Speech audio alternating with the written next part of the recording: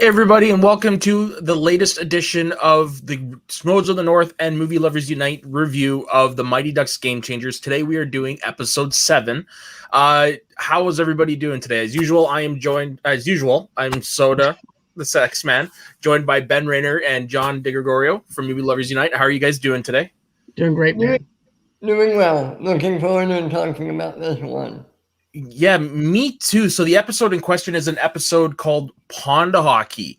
So basically the small synopsis on this is the Don't Bothers are still stung by Evan's betrayal, especially Sophie and Sam. So Alex calls a players only meeting and forces them into the locker room to hash it out until the power of the Ice Palace fails. Bombay improvises and takes the team to the same frozen pond he used as a kid to help hone the team's instincts, and that helps Evan find a way to earn back his squad's trust by standing down as captain. Alex, meanwhile, starts to doubt her abilities as coach after seeing how Bombay is with the team and decides to step aside and let him take over. Bombay, however, reminds Alex that it was her who reawakened his love of the game and encourages Alex to take the reins and lead the team. Evan makes amends with Sophie and prevents Sam from quitting. After all the drama, the Don't Bothers come together for another late win inspired by Alex's play. So, what did you guys think of this episode? I really enjoyed it, to be honest with you. I like the idea of Coach A or Alex putting the kids into the locker room and locking the door on them to where they work out their beef with each other. I definitely like that. I thought it was really great with that. And then, of course, you also have the conflict with the other kid that wants to quit as well because of the stuff that that he felt like he was being betrayed. And so did the rest of the team. I definitely loved that aspect of it. And then also, too, I like the fact that they're going into the old school mentality of coaching, of doing the whole entire practice thing out on the pond, rather than inside the whole entire stadium and everything. What about you, Ben? What did you think of this episode?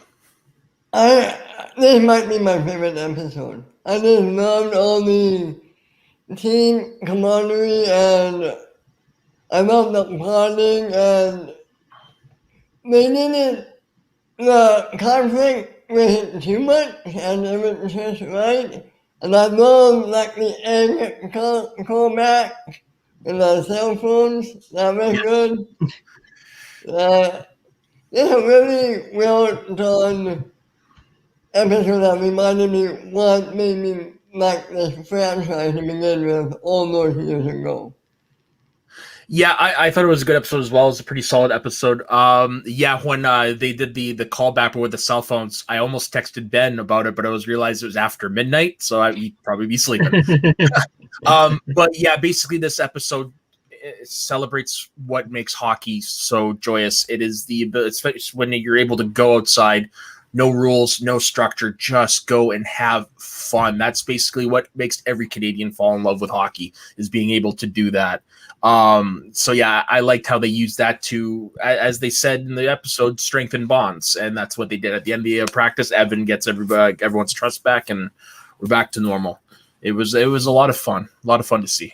I really think this. Did anybody ever doubt that it was Bombay behind the blackout? Oh no, I think no. That was pretty obvious, right? Yeah, very, very obvious. Yeah.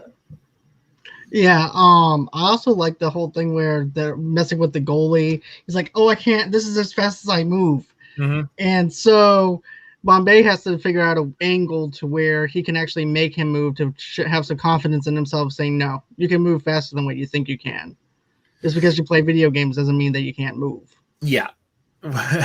And I like how he said the ice is actually cracking from underneath him, and then after that he winds up charging away from the ice, and then of course that's when everybody moves out his way. But I also liked how he was getting a chance to save the puck and stuff like that. And also too, I'm glad they didn't strap him down to the goal or anything like they did with Goldberg, because Goldberg was actually afraid of the puck and everything. So this is a new strategy. This is a new character. So therefore, you don't need to go ahead and do the same thing with Goldberg, because everybo's different when it comes down to strategy. So with him, it was just because of the fact that he didn't think that he could move as fast. So once he actually felt comfortable in the pocket, he now knows that he can go ahead and move.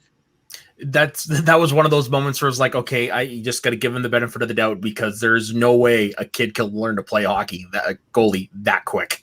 Right. Yeah. Yeah, to be fair, he already knew how to go. He didn't know he was that fast. Yeah, Okay. you're right. You're right, but it's just like, okay, the guy they got to be his double then is a little too good. Right. It's like under 10 minutes he was able to stop. Yeah. You know, Fair I point. understand what you're Fair what I point. I understood what they were going for, but it's just like, damn, he sure learned how to be good fast. I wasn't even that good on a skateboard when I was first starting out. So so yeah, it definitely takes time. But So what did you guys think of the I guess it's the B plot of the series of the episode, which is how Sam, the normally hyperactive one, always doing something on a dare, no fear, all of a sudden he just shuts down within himself after Evan betrays the team and he doesn't want to play anymore. What do you guys think of that storyline and how it was resolved? It was good. I mean, how many resolved again? I forget how many resolved that. Basically, it was all came down to being on the ice, and after admitting that the reason why Sam joined the team is because Evan was the only one to ever approach him for being on a team. right, and actually accepted him for who he is. Yeah. So if I was to go and try out for another team that I wanted somebody else to be a part of, and then you just wind up isolating yourself away from us, yeah, that would actually kill my spirit. And that's also the same thing that happened to the girl, though, too. That Evan pushed into quitting the Ducks. So it's kind of, I understand where they're coming from because it's a double standard in a way. Mm-hmm. It's very contradictory. He convinces her to quit the team and then turns around and tries to go for her spot. Right. Yeah. I never thought of it like that, but that's exactly what happened. Wow. Yeah. So she accepted his apology a little quick, but whatever. It worked. It is a Disney show, and it is. That's true. The Mighty Ducks. I mean, you're not looking for Shakespeare here. No. I know we're not rewriting the wheel. I know we're rewriting the wheel. Yeah, it was really good. It was a really fun episode. It was definitely a fun episode. Yeah, it made me wish it was still winter so I could get a pair of skates and go and just skate on the open ice because there's nothing like it. Is ice already all gone up there? Oh yeah, dude, we're in May. It's all gone. Yeah, we are in May. Yeah, forgive us. Still snow in the mountains, but down on the ground, yeah, it's all gone. I could go swimming tomorrow if I wanted to. You have to forgive us. We're from I'm from South. He's from the Pacific time, so we're thinking that every day is winter up there. God, no, we're not that bad. Does it snow where you're at, John? No snow at all. It's we're in May. Yeah, no, not right now. I'm just saying, does it snow during the winter? No, the last snowstorm that we actually had was in 93 or 94. And that's where's that again? Mississippi. Really? Yeah, I was I thought it snowed there.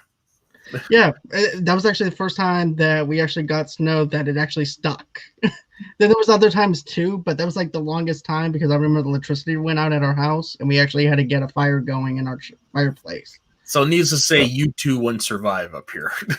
No, not me. Not me. Well, I'm from Boston, so. Oh yeah, okay, never mind. Yeah, you're from Boston. It gets pretty cold over there. Yeah, but not I always tell Frenchie this. I said your weather is like advanced weather. Like yours is expert level. Ours is like median when it comes down to temperatures and stuff like that. Don't get me wrong. Boston does get down to the negatives, but y'all get into the worst part of the negatives. Oh yeah, for sure. Yeah, us what's really killer is the wind chill. Yeah. That's what makes it worse. Like I've actually got permanent burn scars around my lips from getting windburn 10 years ago. Oh wow. Yeah. But as far as the thing went with them losing electricity and then they had to go on the ice, I thought that worked very well to do the old school mentality. And then also too, instead of using eggs, they use their cell phones to go ahead. Which is perfect. It's really perfect. Yeah. And then I also have to laugh at Nick when he goes, yeah, this is about $100 of allowance money right here on the ground. And then another thing that I have to laugh at though too is the blindfolds. The blindfolds that Yes. Alex made them do. Which is incredibly dangerous. Incredibly dangerous. Dude, I do not recommend going blindfold on a sheet of ice. Yeah, no, it was great. And I liked how it came back in the end in a kind of slightly unexpected way where they reenacted her play, but instead of using blindfolds, they just closed their eyes, took a deep breath, knew where everybody was on the ice, and they ended up scoring the game-winning goal. I thought it was an interesting way of winning, though. Like it was like a Miyagi style kind of thing. Very much a Miyagi Bombay style of teaching for sure. Yeah, Ben. Well, I was going to ask, what did you think of? We're all captains, so there's no captains. What did you guys think of that? Well, that's fine because not all teams need captains. Like example, the Vegas Golden Knights. I think it was just last year, maybe this year, named their first captain, and they've been in the league for 4 years. Oh wow! Okay. Yeah, so I mean, it's not uncommon for teams to not have a captain and have players share their responsibilities because there actually are a lot of on-ice responsibilities for captains. So I mean, to me, it's like, yeah, it's just hockey. Exactly. And I also like the fact it was like a very Charlie moment though for me when Evan goes on ahead, takes off the C. He goes, I'm not going to be a captain until I actually earn it. I thought it was a very Charlie moment of that. Yeah, it was very reminiscent of the end of Mighty Ducks 2 where he gives up his spot so Banksy could play. It's very reminiscent of that. I do love how that one kid kept saying, you're always saying you're not the captain, but I want to be, I'm the main, not the captain. Right. I'm not the captain. I'm the A captain. Yeah. that was really cool. Yeah. The kids they got for this, the kids they're pretty good little actors for what they do what they need to do. Yeah, I mean, they're solid. They're not great, but I've seen worse. Oh yeah. Yeah. I also want to mention this too, like whenever it comes down to the captain thing and stuff like that about not having a captain and stuff, people paid way too much attention to titles as to anything. This is just going back to my church and stuff like that too a little bit where my preacher's like, well, I don't want to be called brother this or brother that. He goes, I'm just David. He said people paid way too much time to titles and stuff like that to where they focus in on the titles, but they don't focus in on what they really need to pay attention to. Yeah, but there's more to it than just that when it comes to sports, though. It's exactly. Like you do need to appoint somebody to be the leader of the team. And generally, like a lot of players, it is a major honor to be named captain of your team. It means that they trust you and the players trust you because normally it's the players that usually vote on who the captain is. Most definitely. Yeah, so I mean, I don't really look at it more of the title per se, but I do understand what you're saying, though. Right, and here's the thing. I feel like, too, this is me. I love having someone as a captain because it boosts somebody else's confidence in the team because if you don't have that captain behind it, sometimes you can lose that momentum because somebody has to carry the team. Yeah, on and off the ice. Like the captain is usually the one that's designated to, like, if you play a bad game, they're designated to be the ones to talk to the press and deflect all that responsibility off of the other players, which I have actually seen quite a bit. They're pretty much the face of the franchise. They're for them. If you're looking at professional sports, like it is very important to have a captain, but I also don't mind not having a captain as well because it just means everybody has to step up. Right, exactly. I wanted to bring up one thing. What did you think about the mom trying to bond with Alex, giving her advice? You mean the evil mom? Yeah, the evil mom. Oh, I think she's full of shit. She's gonna reveal her true colors by the end of the series. Okay, and you don't think they're going to try to redeem her somehow? Nah. I don't think so. Okay. No, that woman is just gonna be ugly towards the whole entire episode and everything. She's already who she is. There's no changing her unless something changes within the kid to make her feel like that she needs to change. That's the only way that I can see it. I mean, it is possible she could change it from being humbled in the very end of the season, but yeah, it's I honestly don't see her changing to the good. And yeah, I agree with you, Brandy. Yes, I'm enjoying it so far as well. It's very much fits in the mythos of the Mighty Ducks. Yeah, so do you think with the end of the episode, do you think Pompey will take a step back now and then Alex? No, here's what I think is going to happen. I think Bombay is going to be taking charge during practice. Okay. To help them improve their skills, but during game time, he's going to do like he did at the end of this one, just sit in the stands. Alex is the one that's going to take the lead. But I think all his involvement is going to be in practice only. So he'll be the assistant. He'll be a true assistant coach. He'll be a true assistant coach. Yeah. Okay. I can definitely see that. And that makes sense. That makes sense for him. Mm-hmm. Yeah, because Right. he doesn't want the spotlight anymore. He's here because he genuinely loves the game. Exactly. And I feel like too is like, okay, I'm gonna give them enough breathing room, because think of it like this. He's basically, think of like a defensive coach or something like that, or just a practice coach. He's like, I'm just here for this. I'm not here to sign on for anything else. It's now your team, Alex. It's your responsibility to keep the momentum going. I'm just here to see what you see as far as strategy goes, as far as coaching goes, but this is now your baby. Yeah, and to, like I said, to help the kids learn as well. Because, I mean, Right. Alex, unfortunately, does not have the coaching set to help the kids improve. That's where Bombay comes in.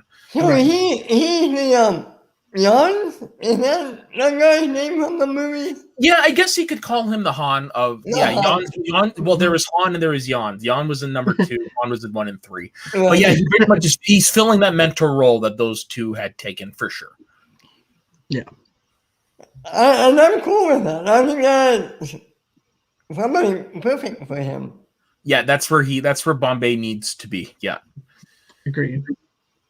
All right. So, do you guys have any closing thoughts on this episode? What do you guys want to see going forward? I'm still hoping. I don't know how likely it is. I'm hoping for. I know he's not going to appear, but I'm hoping for one more Charlie named Trump. Or I'm hoping Charlie helps out behind the scenes somehow with the team. Okay. Yeah, that's definitely a last episode thing. Yeah, that's what I mean. Yeah. But I'm hoping that we get more. I want to see a lot more of the kid that was following Evan, the one that had his the confidence and everything too. And then once Evan went on ahead and. Oh, you mean Sam? Yeah, not Sam. What's the black kid's name? The one that we were talking about. Sam. Yeah, Sam. I'm hoping that we get a little bit more of a background on Sam a little bit, because I like to actually know what he was doing before that, besides becoming like a ghost to everybody and then Evan just noticing him. I'd like to get a little bit more of a perspective from Sam's side, but that's like the only small thing that I would like to see. I would like to see them carry on the championship at the end. I would like to see the Ducks go back to Bombay and him give it to maybe the other original team, maybe that he coached, and do it that way, since he's helping out Alex. Yeah. So that way they actually have two friendly sides with each other, where that's just me being optimistic, but that's what I'm hoping for.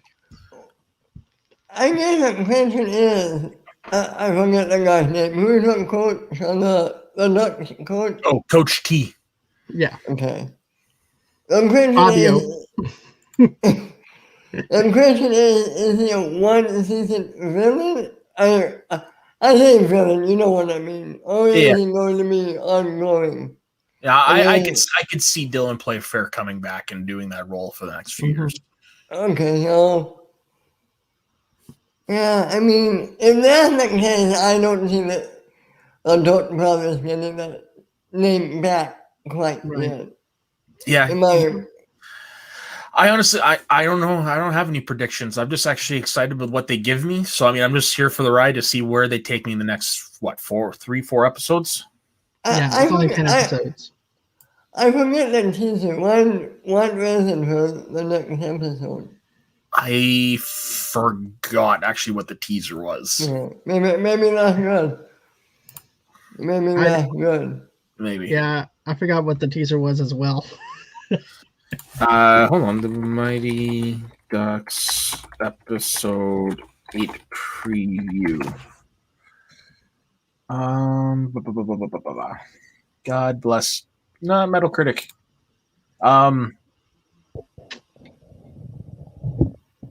And anyways, so yeah, I guess that brings. I'm not going to even bother looking it up. It's the end of the episode, anyways.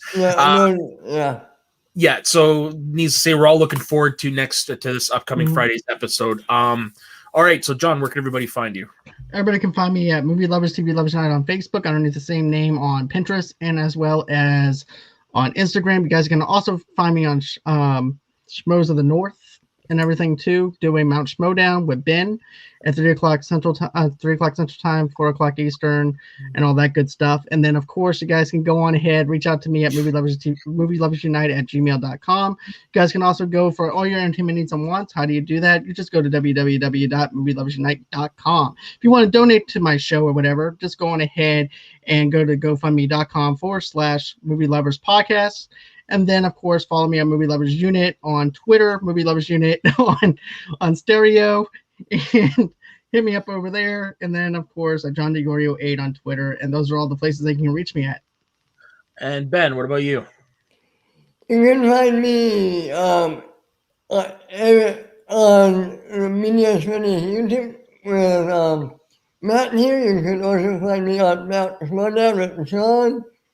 This week we're covering Drew McQueenie, and my Twitter is Ben_Reiner. And you can find me over at soda_the_saxman on Instagram and Twitter. Stupid pop-ups and stuff.